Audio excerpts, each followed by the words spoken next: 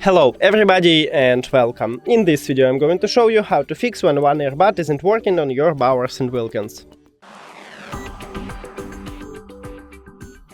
You have to start by put your earbuds to the charging case and now close the case. These earbuds are disconnected from your phone, so then open it and remove your earbuds from the charging case. And now it should reconnect to your phone.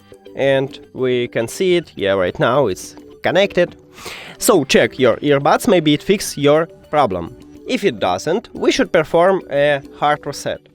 To perform a hard reset, put your earbuds to the charging case.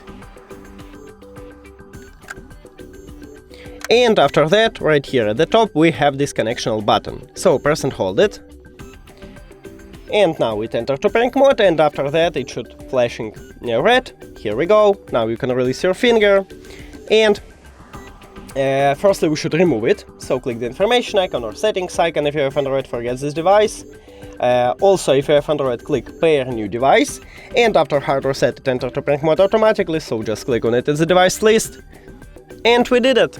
Thank you for watching this video. If you found it helpful, please consider subscribing to the channel and leave the like on the video. It's really important to us. See you later!